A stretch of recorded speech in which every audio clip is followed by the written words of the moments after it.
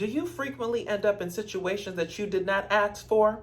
Does the Lord tend to disrespect your life and teach you a lesson at the same time? Well, welcome to the first installment of Storytime, y'all, where I talk about the cards that life has dealt me and how I may or may not have contributed to some of these situations that I ended up in. For our first installment, let's talk about that time that I ended up on a date with a deaf guy. So if you're interested, let's get on into it.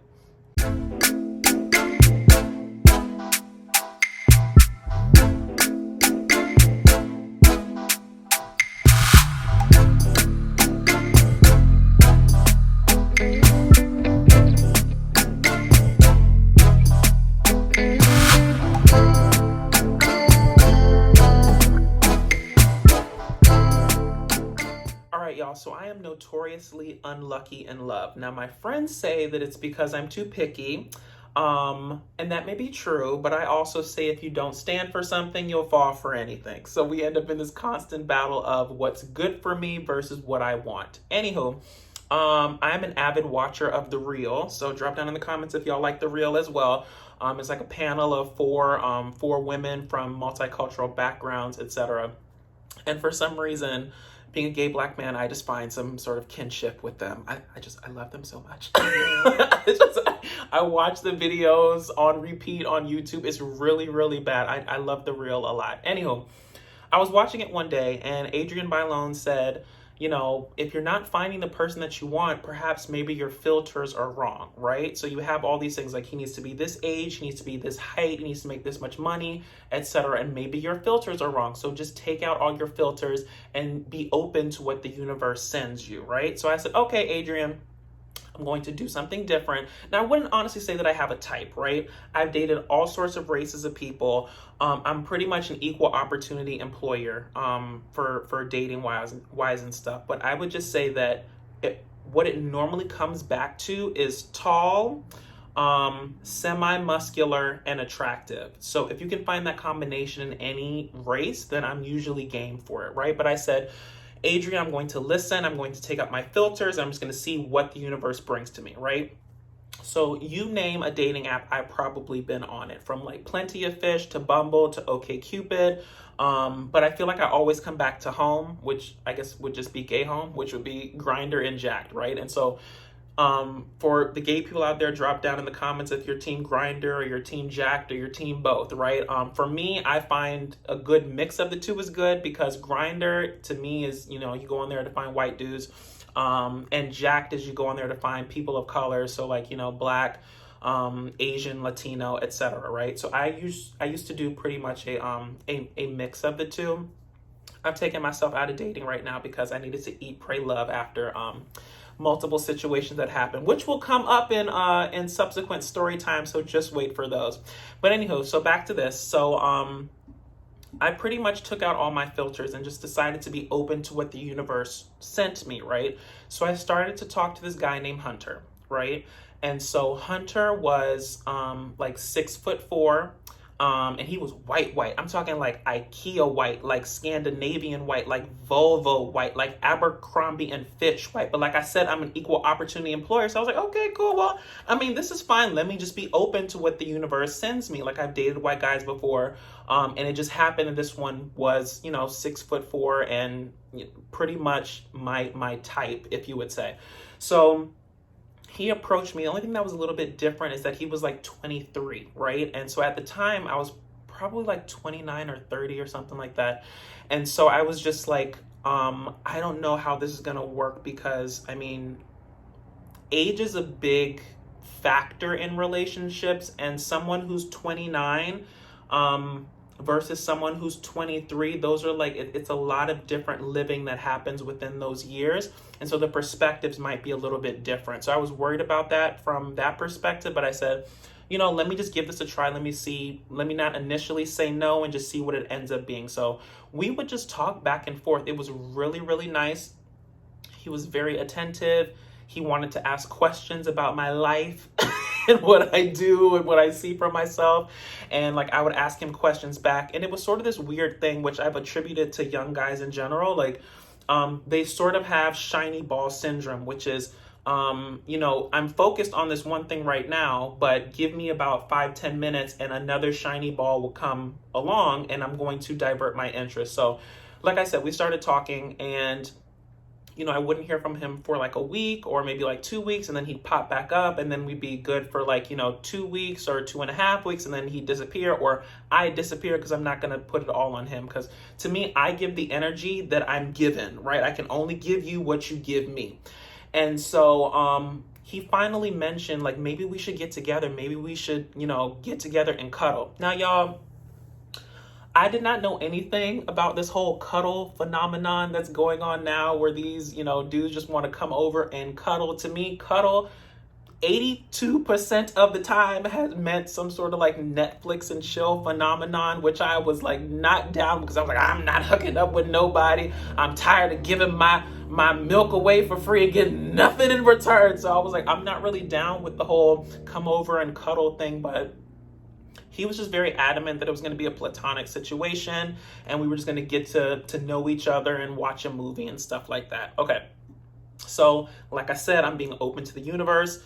He meets a lot of things on my boxes other than the age and, the different places that we are in life, right? And so he said he wanted to come over and cuddle. I said, fine, let's do it. Against my better judgment, you come over to my place and, we will cuddle. But I made sure to tell myself, you will not sleep with him. You will not sleep with him. I don't care how attractive he is. I don't care how charming he is. You will not sleep with him, because you have to stick to your principles. Because if you don't stand for something, you'll fall for anything, right?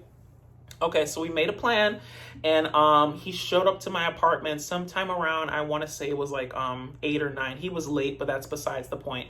So we're going to say, let's say it was 9 p.m. he showed up, right? So he texted me and he's like, I'm downstairs. And so I said, okay, cool. So mind you, I hadn't had any sort of FaceTimes with this person. We didn't do any sort of video chats or anything like that. We didn't even talk on the phone. So all I knew him through was like text. But like, that's how I know 95% of the people that I date anyway. So it really wasn't that anything out of the ordinary. Anyhow, I get downstairs and he's like the company Audi, because their tagline is like truth in advertising. He looks exactly like his pictures, gorgeous, super tall. Like I said, white, Scandinavian white, Volvo white, IKEA white, etc. But Abercrombie and Fitch, he looks really good. Like I like when people look like their pictures. It makes things much easier, and it's not a sort of catfish situations, which I have been in. So please tune in to subsequent episodes of Storytime where I go over some of those.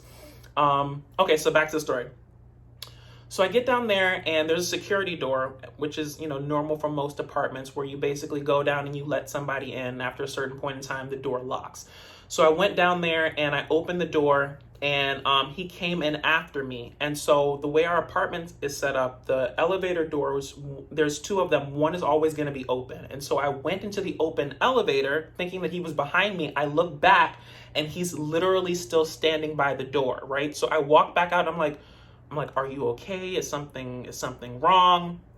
And he just like stares at me. And so I just I was like, okay, this is weird. This is like going against, like, damn you, Adrian, why'd you do this to me? Like, I let down my guard, and then like this weird guy just shows up at my apartment, and now I'm stuck, right?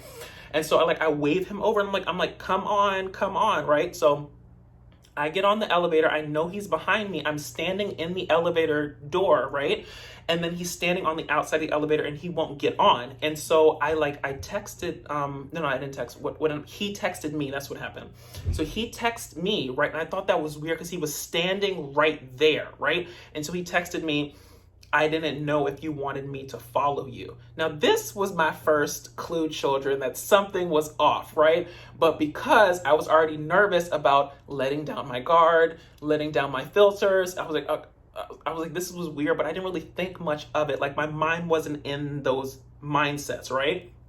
And so I just motioned for him to get on the elevator. He got on. Now, he kept texting me while on the elevator. And so I was talking to him, right?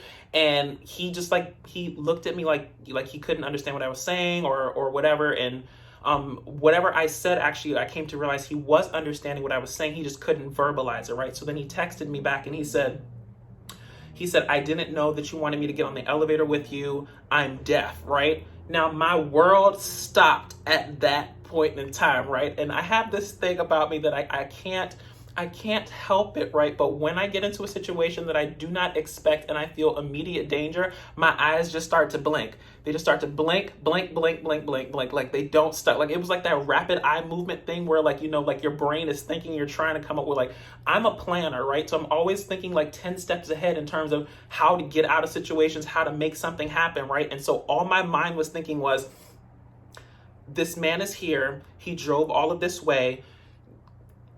There's no way to get out of this situation, right? And like, how am I going to make this work? Like, I can't come up with like my grandmother is sick excuse. Like, I didn't know how to get out of it. So I just got very quiet on the elevator ride up because I was just like, I'm trying to figure out how to deal with this. So the elevator doors open on my floor and I start walking to my apartment, and I'm sweating now because I'm nervous, okay? I don't want to offend the deaf community. I don't know how this is going to go. I've never been on a date with a deaf person, and I'm pretty much trapped, for lack of a better word, at this point. But I was like, listen, Adrian said I need to I need to take off my filters. I'm going to give this man a chance because maybe this is a lesson I need to learn, and maybe by doing this, I'm going to learn some big lesson, or this is some sort of teachable moment, right? So I tried to approach it in that respect. So we get to my door, I open up the door, we go inside, my couch and stuff is set up for like a movie night and yada yada.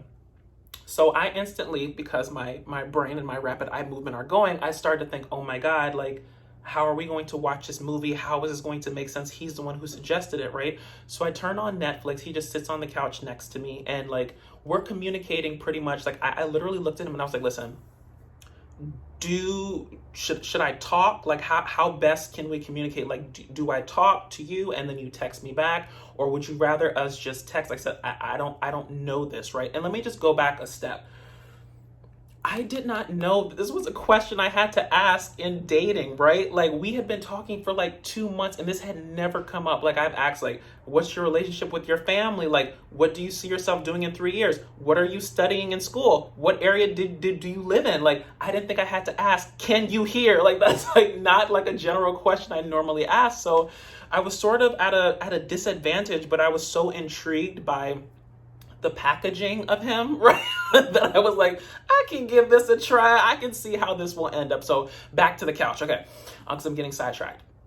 So he was just like, it's really up to you. I can read lips, but if you feel more comfortable texting, that's fine too, right? So I said, okay, cool. So we're sitting on the couch. Like I said, he got there at 9. It's pretty much, I don't know, 9:15, 9:20 at this point. I put a movie on. I said, I texted like, what do you want to watch? And he was just like, anything is fine. I was in the mood for like a mystery movie. So I found the first one on Netflix and I turned it on. And so I'm sitting on the couch. He's on my left. I'm on the right. And I'm like sort of watching him because I don't know how this is going to go. First off, I like fucked up because, stupid me didn't realize that he needed the captions to be on, right? And so like it was like we were 3 minutes into the movie, and then I was like, fuck. I was like, do you need the caption? He was like, yes. And I was like, okay, cool. So I turned them on, right? Because it's all a learning experience, y'all. I'm learning and I'm trying, okay? Adrian, I'm trying, okay? So I turned the captions on. 10 minutes into the movie, he starts yawning, right? So like I was just like, okay, well, he's not interested in this. This is not like his cup of tea. And I didn't know whether it was a thing that he wasn't interested in it because he was like non-hearing, or whether it was just a bad movie, right? Because one of the two could have been true. So I texted him. I said, you don't seem to be enjoying this. Is there something else you'd rather watch? Like he said, pick something else. So I picked another movie. He yawned again. This was like our love language at this point. Okay. I would pick something. He would yawn. Then I pick something else. Finally, I said, listen, I'm tapping out. You take my phone and you figure out what you want to watch on Netflix. Right. So he picks a movie and we start watching it. 30 minutes into the movie, y'all, he's asleep, okay? And when I tell you he's asleep, he's not just asleep on the couch. He's asleep and on me, right? And so I'm still watching the movie that he selected, right? He's asleep, lying on my chest, pretty much like in the crook of my neck right here is where he's laying. And so I'm just thinking to myself, how, like you just start going back and forth. How did I end up in this situation? Like, what were the things that I did to deserve this? Like, is this a larger thing that I'm supposed to be learning? And I was just like, the overarching thing that I felt was that even though he couldn't hear, and he was different from what I was used to before, he was like genuinely a nice guy from our interactions. And at the core of it, he just wanted to really cuddle and just be loved, right? So I was like, okay, well, I'm going to make this experience the best that it can be, because I'm the type of person that if I end up in a situation, I'm going to see it through. I'm not going to cop out. I'm not going to try to get out of it. So he fell asleep on my chest right here, and I was just like, okay, well, I guess this is what's going to be happening. So eventually he found the covers. He put himself underneath the covers. By this time, y'all, I've already watched 2 movies by myself. I was just like, it's time to go. It's time for you to go skedaddle. But because he was so sleepy, and because it was so late, and because really all he wanted to do was cuddle, like there was no sort of danger of him trying to take it to another level, and what that was going to mean and how that was going to work, I didn't even know. So I was just like, fuck it, like he can sleep here for the night or whatever, right? So I turned off everything. I gingerly brushed him off my shoulder, which was pretty much like halfway dead at this point. And I said, he was pretty much asleep. I said, I'm just gonna go run to the bathroom. So I run to the bathroom, wash my face, put some cold water on, and say, bitch, you can do this. And then I come back to bed, right? So it's pretty much like 1 o'clock at this point. We go to bed. Now, this is part of the story that I didn't even realize, but I have a problem where I do not watch the news, right? I don't watch the news. I get most of my news from Twitter, Apple News, etc., Google, whatever. And so I'm the person in my friend group who never knows what the weather is going to be, okay? And I say that to say this. Apparently, the next day was a snowstorm, no lie, where I live, right? And we were expecting somewhere in the neighborhood of 5 to 7 inches. Now, anybody who knows the DC, Maryland, Virginia area knows that the minute that we get a half an inch, maybe 1 inch on the ground, everything shuts down, roads close, you can't go anywhere, etc. So I wake up because of my natural internal clock at like 6 a.m. And when I looked outside, it was snowing. It was sticking to the ground, and all I could think in my head was, okay, this was fun for one night to try to understand this situation and try to figure out a way to, understand our commonalities, our differences, and move forward there. But I said, I'm not ready to have a situation where we're stuck in a place for, 2-3 days if he can't get out because of the snow and if it gets really, really bad. So instantly I start planning, and the rapid eye movement starts coming back, right? My eyes just start going crazy. And so I'm like, I have to get him out of here. This is like not a knock on him or who he is as a person. It's just like, first off, I'm not a caretaker. And number 2, this is a first date, okay? You're not supposed to be staying over anyway. We were supposed to come watch this movie and you were supposed to go, okay? So I was already ready for him to go anyway. So I got up. Like I said, I got myself together in terms of like my teeth and whatever to make sure I wasn't offensive to people. I got dressed, and I just started turning on lights. I just started turning on lights in the apartment. I started turning on lights, and I said, this is going to wake him up. Well, it didn't. So I had to like carefully like nudge him, and he finally got up. And I was like, listen, it's starting to snow. Like, I think it's time, we should probably get you out of here before you can't like drive out of here. Like, I was trying to phrase it in a good way so it didn't seem like I was trying to like hustle him out the door, but I also just wanted my space back. Like, I was ready to just sit down and think about what this opportunity or what this situation has taught me, right?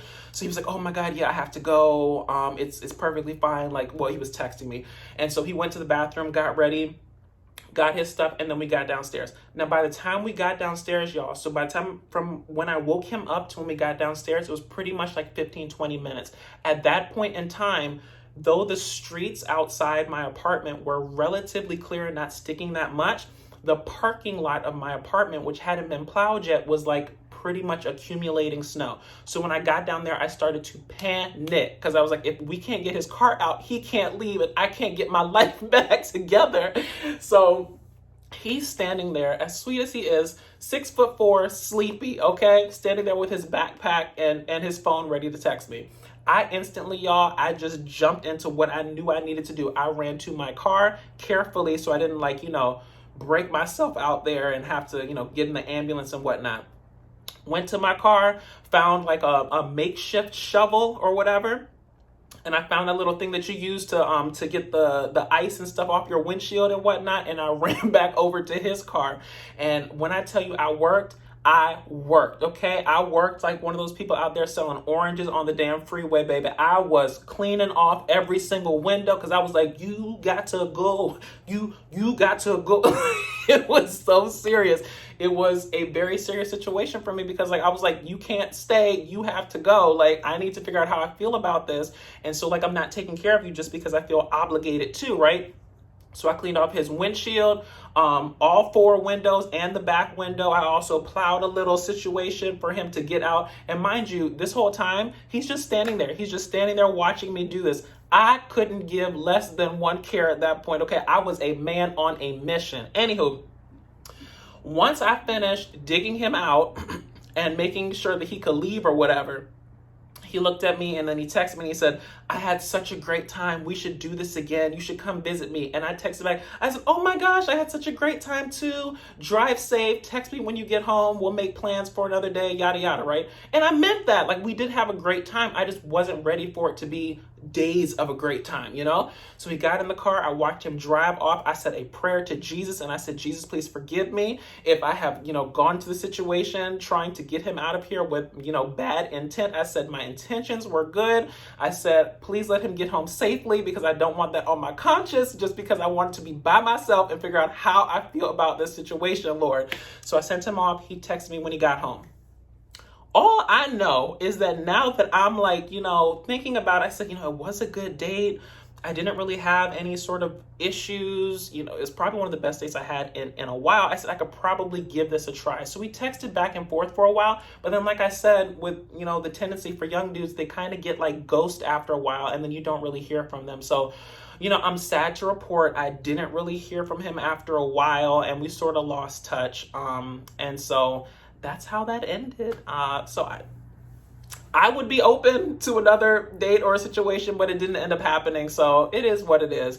And it's par for the course for my dating history because it's like once I get into something and I'm like thinking, does this make sense? Can I do this and whatever? And by the time that I'm like, okay, I can figure out a way to make this work going forward. I'm willing to learn how to do it. Then life happens and then, the situation just gets taken from me. But anyway, y'all, that was how I ended up on a date with a deaf guy and it actually wasn't that bad. So, listen, Hunter, if you're out there, I kind of miss you. Kind of miss you a little bit. So, text me, call me, carrier pigeon, something. I don't know.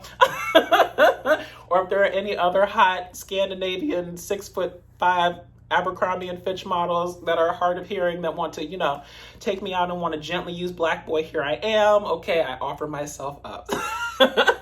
Anywho, y'all, drop down in the comments and let me know how you feel about this story. Let me know if there's any sort of dating stories that you have that were, you didn't ask for it, but it actually ended up being really, really good in the long run. And until next time, y'all, just be open to what's out there because you never know what may come your way.